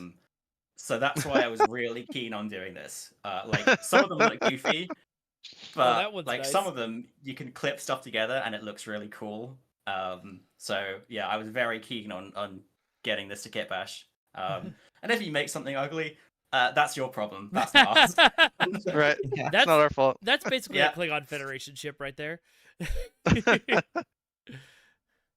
Oh, cool. Yeah, one of the things is that even though like the Okinawa and the NV are about the same length, the NV is a much denser ship in terms of like how thick the hull and the saucer are. So you end up with some pretty ridiculous kit bashes, which I think is awesome. It's so cute. Oh. Oh, I yeah, love the I love nacelles all are of these giant. variants that we're getting where the nacelles are touching the saucer. There's no way that will go wrong. But some of them are pretty cool. Like if Yeah. you just like pick out different pick out different nacelles to like balance the mass there, you could have a pretty sweet version of it. Yeah, I'm like actually pretty much liking everything that's come up. So the Bussard collectors are inside the bridge. We're going to need to. That's awesome. That's pretty cool. All right. So wow. Yeah, you yeah. would need to own the Yeah. Okinawa, right, to access these parts. Yeah. I think you Yep. set it up that way, right? Yep. So So if you just get the NV, you can have the NV and Interceptor to customize with each other, but you need to own the Okinawa or the Timeless Legacy bundle to get those customization options as well. right. I'll have to look into that and see if I have those. Because Lord knows I'm getting this bundle. Cryptic gives me a paycheck. That's I a- immediately that's just a turn it around and Y-wing. put it in the game. Yeah. wait. Yeah, there we go. There's a Y-wing. Oh, it's gonna get blown up, everybody. That's what they do. Very cool. All right. I won't get tired of this, but let me know when you're done. Yeah, I was gonna say I'm gonna pull up the vanity shields. Okay. And then Yeah. you know, I think that's the last thing for today, right? There's nothing That's- else that we're showing, is there? That would be crazy if we were showing well- something else. So actually, there is something else that we're gonna show. What? So yeah, we are as with every bundle, we are adding in I saw somebody in chat call it a pot sweetener. So this is an account unlock of a lockbox promo or Lobby store ship. So this bundle actually, I will say, has two of those. We're only going to talk about one today, but you'll I find out want the next one people next week. to. Yeah, you'll find out the next one next week. But the one that we're going to talk about today is, I think everybody saw this coming. We can't have an Enterprise Era bundle and not give you the T6 NX, right? Like that, we have to do that. We're contractually obligated by me being a Star Trek fan I was gonna to say it's make less sure that if you buy this bundle, it's less if you buy contractually this bundle, obligated you and more. We don't want to meet those pitchforks. right. So this will be an account unlock for the T6 NX refit from the Lobby store. But we're not just giving you that ship. We have a new visual variant that's bundle exclusive that we're very excited to share with you. So when we're ready, let's actually pull up the concept art first. Yep. That Jamie did. You got it. I'm almost done with the vanity shields. Now that Pundus is Thomas, unlocked Jeremy the- asked something in chat. Mm-hmm. Do you want to? Let me see Oh if- yeah, yeah. We should show that too. And Okay, actually, I got it let's ready. do it now. Yeah. So, Okay. and Mike, can you Yep. go back over to Pundit's screen? So, Absolutely. people notice that this is a multi-mission cruiser, which of course means that it needs a hangar pet. And so we made one. This is Oh, you should have. You Yep. should have led with this is the the ship that we're Yeah. heading. This is Oh, yeah. Oh, yeah, yeah. This is the Should've- variant. This is oh, the no, I variant on should've the done that. Enterprise, everybody. But yeah, so the NV multi-mission cruiser will have its own new Enterprise era hangar pet, the shuttle pod. This is not a squadron, I think. It's just the shuttle pod as a hangar pet. But I'm very pleased that we also finally have this in the game too. It's not a flyable shuttle. It is the hangar pet for the ship. I am imagining But I Flight of think the Bumblebees playing every time Right. these launch. Right. And this was modeled by Tobias Richter for the game. All right. Well, shall we show them the concept art of that NX class? Do we? Yes, Do we do. want to show them that? Have they been good enough? No, Yes, I'm kidding. please. Here it is. Awesome. So we're calling this the Drexler class in honor of course, Doug Drexler, who designed the original NX-01 Enterprise. And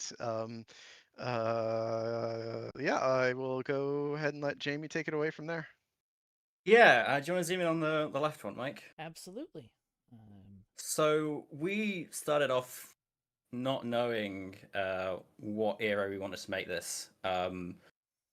We kind of tossed a few ideas around. We were thinking, I think the three ideas we were thinking were TOS, Stowe era, or Picard era.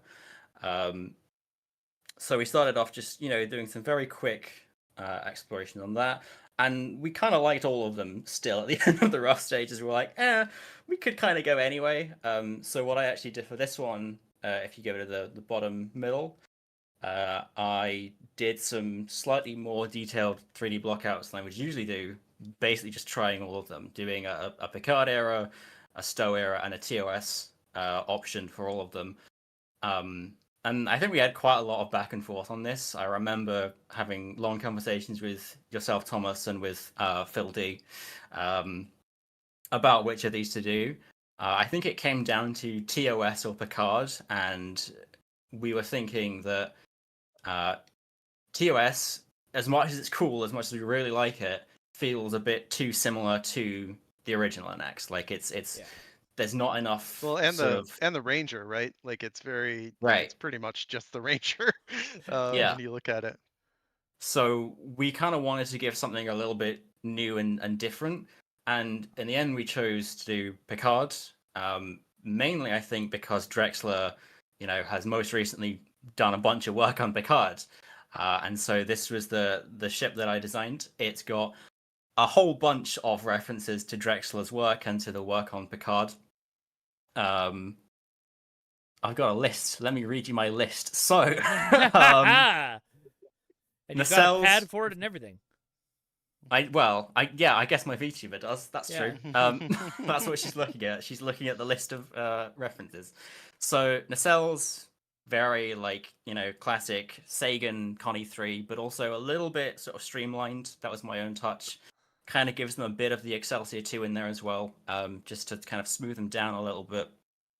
The saucer is very kind of Sagan class. It's very, that's pretty much exactly what I was looking at when I was doing the saucer.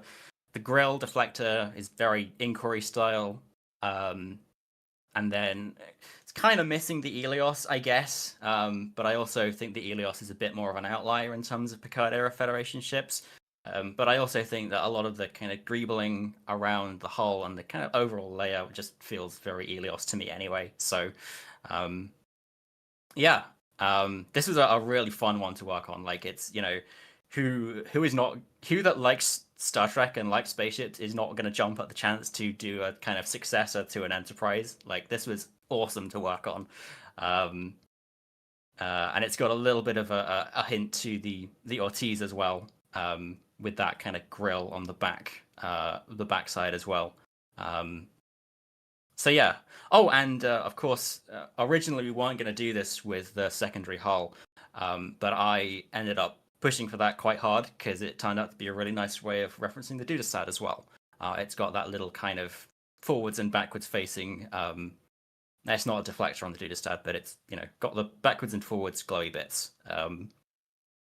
Very And important yeah. to Trek is the backwards and forwards glowy bits. Exactly. What is it? So it's got a deflector on the Dudestat. I can't speak on the Dudestat, and it's got it's like a sensor array, I think, on the back. Yep. Yeah. Thanks, Pundit. Walking encyclopedia of Starship knowledge. Yeah. And then also really important to me on this was having the kind of drop base style launch bays as well, which you've got hidden behind force fields on this. Yeah. Do you want to show it in game? Yes, this I was do. modeled by Tobias Richter, I think. If in Yep, doubt, probably it was. Tobias Richter. Yeah. Yeah. And so the pod that Jamie mentioned is optional, so we can. I'm pretty sure, right? We built the version Yep, with it's and without. optional. So you Yeah. can, if you don't want it, you can swap it out. That was important to me because I wanted to make sure that there was a version that honored the original configuration of the Enterprise without the pod. The original version, the NX-01. Yeah, so this is kind of meant to be an homage to Doug Drexler. He's an icon in the franchise and the starship design of it. So we really wanted to lean into that Picard style.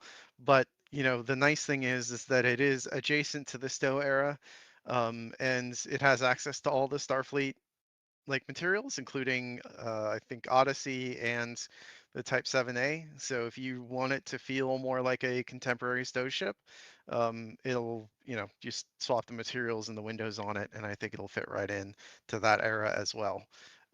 So it kind of felt like doing this gets us kind of two eras for free. Buy And one, I'm get really Something one. pleased with else. how it turned out. Yeah.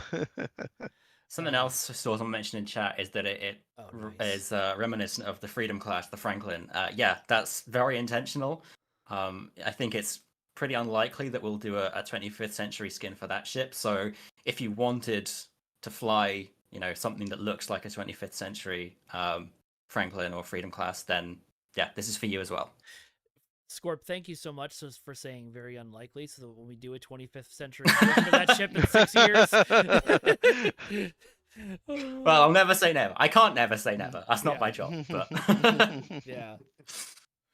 All right. Well, Pundus, you know what you must do. Yep. Ooh. Pull the lever, Crunk. Wrong lever. It's funny going from a ship that had so many different shapes to one that has consistent shapes between the two different models, or 2 or 3 different models. Because it's like, they all look good and they all kind of look like the same ship but slightly different. It's great. Yeah, and somebody did ask, is this if you have a legendary NX, can it use this skin? Yes, if this is on the same skeleton as that ship, so you can mix and match parts or use the Drexler preset with the legendary NX if you prefer to fly that version of the ship. Very nice. Very, very cool. And of course, by default, the Drexler has the Constitution 3 and Sagan style animated warp nacelles with the facades of the thingy with the spinnies inside and the warp grill. And as is the norm now, you can have a vanity option. So you can change the material or change it with a vanity shield. That's so cool. And some players on console may have noticed that this applies to the NX as well. So if I go here, there are vanity options for the NX and the NX refit nacelles. Should probably rename. I don't Yeah. know why it's called Utopia. I think it was maybe called Utopia because back when they introduced the NX to Stowe, there was a lot of what we call a lot of hand wringing about it being a 22nd century ship and how does that make sense in Stowe. And so they came up with the idea of, oh, it's a replica, it's using modern technology under the hood, right? Which sure, Yeah. that totally makes sense. I think even people who restore classic cars, there are some people who just sort of basically restore the body and put like a modern engine in it and modern radio and all that stuff. So, so I buy that, but I think that's maybe why they called it Yeah, I Utopia, think because so. they were, you know, there was a reference to Utopia Planitia making this sort of replica starship. But it is confusing, and we should probably just fix it. Yeah. I think the ship on Uh, explaining why all these ships exist in the game at the same time has sailed. Yeah, yeah. Daniels did it. Yeah, Daniels did it, 100%. One additional thing for players who own the legendary NX, the Columbia, is that I also added the also now standard beta and gamma variants of the TMP era nacelles for those who want the glowy grills and the glowy facades. Beautiful. And you'll need the Nice. Columbia to use those. Beautiful, beautiful, beautiful. All right. Well, folks, I'm going to give you a quick look at the vanity shields on this. But that is 100% of what we're going to talk about for the bundle today. If you have any questions for these fine gentlemen, remember they are ship artists and one executive producer, so you could ask Thomas any question you want, I guess. But as usual, as if you're never seen me do a stream before, the questions that are phrased blank when will be mocked and then ignored. And remember, if you're asking about stuff that might be coming, or when can we have this item or this thing, or even really when can you fix this bug, they're probably not going to be able to answer that on the stream unless they're really motivated to. And if you have a bug report, it's always better to post that on the official Discord, where way more eyes will get on it from the dev team. So if you got questions, throw away. Markter wants me to tell you guys a joke, and unfortunately, I right before this stream started, I got a post from my dad jokes Facebook page and inflicted that upon all of these fine artists and executive producers. So now you guys get it too. Did you hear about the man who invented the knock knock joke? He got the Nobel Prize. Dun, dun, dun, dun, dun. And imagine if I just signed off after that. It's just like, yeah, you can ask Dream questions, over. and we're done. We've actually got a better all right. reaction the second time than it did the first time. No, the first time I think Yeah. only Thomas heard it. I heard it. I just. Let's see. Oh God, chat going so fast. Trying to scroll up to read questions, and they're being torn away from me. Welcome back, karaoke stream. Yes, absolutely. Where should I send my Oberth screenshots now? Straight up your. Wait, I can't say that on stream. Okay, let's see. Okay, so systems questions I'm going to save for next week. So like somebody was asking if a specific type of torpedo is in the bundle. We will cover that next week in the system stuff. So hold on there. Hail Mary class science ship when? Please. I think the answer to this is no, but I'm going to field it to Thomas anyway. A long time ago, we were working on a PlayStation 5 version of Star Trek Online. I think we were working on making it play better on PS5 than actually making like a brand new version. But is that something that's still in the works? Did we release that? I don't remember. We did not release it. I actually don't know anything about that. So, okay. I have nothing to say about it. Okay. So sorry. Tarafu has a question that we're not going to answer your question, Tarafu, but it is going to lead to me talking about something else, which is they were asking about specific ships coming up. One of the things that I just saw, and it may change before it releases, but I was just shown the player-facing Star Trek Online roadmap we're going to be releasing at some point in the relatively near future. And there was a lot more detail about upcoming ships on that roadmap than I thought there would be, so I'm very excited to share that with you. Emma just wants to pass on thanks for making an Enterprise theme bundle. Awesome. Yeah. Yeah, we're really pleased with how this one came together. The whole team's really proud of it, and yeah, I'm really stoked for you guys to see the rest of that quote unquote trailer. It's really cool. So Yeah, good. and it was a pleasure for us to work on as well. Like Enterprise was the show I grew up with, right? So like it's kind of it's cool and weird that I can come full circle and try and give back a bit of how much enjoyment I got out of that show now doing it professionally. So yeah, it comes from very much the ship designs come from very much a place of love. It's you could even say it's been a long road. Anyway, no, I- those I- jokes are not gonna those jokes are not gonna end, guys. They're gonna keep going throughout the entire release of this bundle and beyond. Somebody said, "Are we doing giveaways today?" Not today. I'm so sorry. I started work yesterday, and I've been running around setting up my computer to doing this stream, and I just did not have time to get that set up for today. Next week they will be back 100%. So sorry for the 1 week off from that. Now that I'm back, do you have to give back the gold Ferengi ship? Yes. No, I say no. Oh, okay. Well, Thomas can tell me no.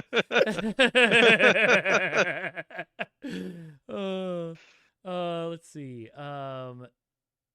I guess we could say without being too specific. You sort of covered this at the beginning of the stream, Thomas, that we're kind of doing a year of all of the eras of Trek. So do we have more Enterprise era ships in the pipeline then? I don't. Do we? I know we. I don't think so. We did the Orion Interceptor, right? So these actually weren't the first um, Enterprise era ships that we did this year. The Orion Enterprise was the first, and we had kind of planned that out. We just didn't tell you guys that's what we're doing yet when we released it. But I think this is it for Enterprise, and now we'll start moving on to some other shows. But Keen, if I'm wrong about that, you can let me know. You're not wrong. Okay. Okay. I mean, we can announce that we're adding an Enterprise voice actor, which is Porthos the dog. He'll be the star of the next event. I don't know if that dog is even still alive. I hope so. Okay. Questions coming in, flying by. Everyone's just responding to my Porthos joke. I'm so sorry. Looks like nothing's changed. Kael is still Kael. Nothing. Yeah, I will always be me. Let's see. Twite ablation. I'm not entirely sure I understand the question. If you could rephrase, that would be great. I'm so sorry about that. I posted a few. Oh, bless you, Bordicus. Unfortunately, by opening the Discord call, I'm going to lose all of you. But opening the chat, I'm going to mess everything up, I think. Oh, no, I'm not. Oh, well, I kind of am. Okay. I only messed up Ramon's screen. Oh, and no, I messed up everything. Okay, let's look at these real quick. I did announce the bundle release date. I hope I was supposed to do that. Sorry. I've become pundits. Trexpert wants to know, will the Surrock material be applicable to the Dakir and T'Pau? Not right now, but we might add it later. Okay. We reserve the right to add it later. Sounds good. Great, love it. I just got an email and everyone on stream heard it. Holomedicus wants to know, was a Tellarite ship discussed in coming up with this to complete the original 4-member quartet? Or were there just no more Tellarite ships to go on? I think we have the only canon Tellarite ship, like capital ship in the game. Yeah. So yeah, it never came up. I mean, we've gotten a lot of requests to do more Vulcan ships. We've gotten requests for the Kamari. Those were specifically the two that I knew we had to do for this bundle. And then on top of that, I wanted the Intrepid. It was I think we really settled on this pretty quickly that it was going to be these 4 ships. The only one that we weren't really sure about was the Warp Delta, but I felt like it had a really cool retro silhouette. Yeah. And I wanted to fill that in, and I knew that we could make a really cool, like, modern variant of it as well. So that's kind of why we landed. Well, the other thing too, it's not just about. We'll talk more about the stats next week, but it's not just about the aesthetics, but also like we need a small ship that can go fast. We need a science ship. We need an engineering ship, right? So it's balancing all that stuff out too. And the warp delta was a great size for our escort in this bundle. It's interesting because we need a small ship that can go fast is also just my personal design philosophy. Yeah. April B. Arting, we don't have any specific announcements about openings, but keep an eye on Arc Games and Cryptic Studios careers page, and if stuff opens up, you can apply there. All right. It looks like all the questions are Preba. I'll pass that on. It looks like most of the questions coming. Oh, rephrased as requested. Was a choice of two. Okay. So Twitablation wants to know, we're getting two, lockbox / Lobby / promo ships in this bundle instead of the usual one. Was the choice made to make it to sweeten the pot, so to say, with two because the NX is already in Mud's bundle? Yeah, basically. Yeah. All right. Yeah. We had to put in the this NX is legally. right. Yeah. We had to, like I said, we had to put the NX in, but we also wanted to make sure that we were giving you guys, I'm not saying that we'll always make this decision, right? But for this bundle, it was the right decision where we had an alternative for a second one. We also had some precedent where we did the same sort of thing back with I think it was the Terran bundle, where we did the Crossfield, and then which was a really strong thematic choice, but people, that wasn't like for other reasons there, some people weren't really swayed by that, so we put in the the sticks Yeah. as well. So it's that's kind of the precedent that I was going on where the NX had to be there, but since it was already in Mud's bundle, we found another ship that hadn't been released that way, to make sure that people who already got the NX in the Mud's bundle were still getting something cool and new for this one. Trexpert wants to know, were there any discussions about an Emmett Ganges visual variant with the chemical thrusters, or is that too throwback? I think that we didn't really talk about. I mean, I don't think we really had the bandwidth to do that. It would have been pretty throwbacky. It's also the front of that is not finished. Like if you actually go look at it, like the back looks really cool, but the front is very, very rough. So yeah. Yeah. Galactic Gaming, we showed that off earlier. Sorry that you missed it, but yes, the Ortiz does have the animated Sovereign Bussard collectors. No, it doesn't actually. Oh, no, it doesn't. Oh, sorry. My bad. Yeah, it doesn't. But maybe we can add it later. Something to think about. Kebabs wants to know how long the process of this bundle took from concept to release. So basically, when did you first start talking about this compared to until next week, I guess? Yeah, I think it was September, October, that kind of time frame. Where we started talking about like what we're gonna make, and then starting designing the different variants and stuff. Yeah, we have a lot of lead time on these. I finished the last concept for it, which was the Drexler. I finished that pretty much just before we went on Christmas break. So yeah, that sounds about right. I mean, and for perspective, I'll just say we'll have another C-Store bundle later in the year, kind of Q3 timeframe, and that we're starting work on that right now. So I won't say anything about what it is, although you guys actually, roughly in very broad strokes, we do announce what it is. We will announce what it is on the roadmap coming up. So you'll know the theme then, but we're just starting on that, and that will be released in a later part of this year. So it's I'd say that's about a 5-month lead time on that one. Okay. All right. Well, folks, I absolutely love getting to chat with all of you in chat and throw questions at these folks, but they've also got to do a lunch break and get back to work, as do I. Wow, I have a job. That's wild. Somebody is going to use that on Reddit. Oh God, why did I say that? Okay, anyway, so thank you all to all four of you for being here and for chatting with us about ships today. It was really great to get to talk to all of you, and I really appreciate getting to spend time with you. Thanks for being here. Yeah, thanks for coming back. It's great to have you back, man. My pleasure. being Love to here. yap about spaceships. Pleasure. All right. Thank you. And everybody Yeah. on in chat, I'm real glad to be back. I'll see you on the Discord in just a few minutes. All right. Bye-bye, everyone. Bye-bye. Bye-bye now. Bye-bye. Bye-bye. Bye, chat. Bye-bye.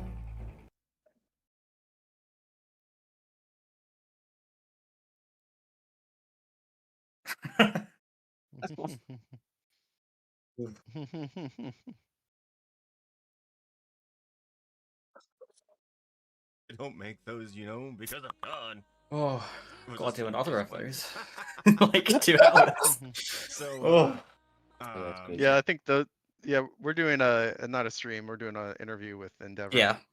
Nice. I don't think it's a stream. No, it's not. It's But like, it's an I've got to be interview. in Yap headspace still.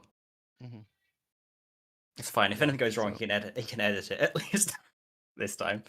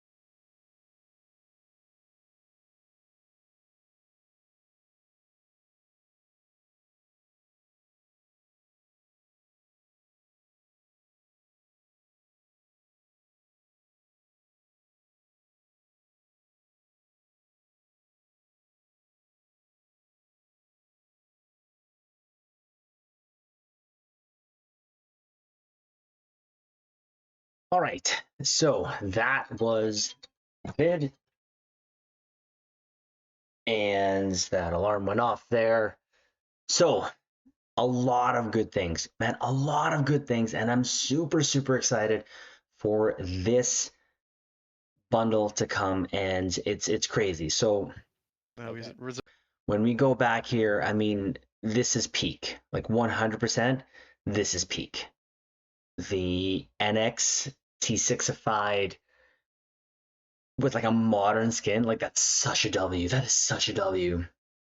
Now with the other ships, actually, I'm more looking forward to the one ship here with the T6 skin. Oh my gosh, like a mini sovereign. Like, hello? Like, let's go. So I'm going to leave it here when it comes to this video game. We just wanted to log this, but super, super excited. Now, this has inspired me. Actually, I've already made 2 builds on the existing annexes that we have.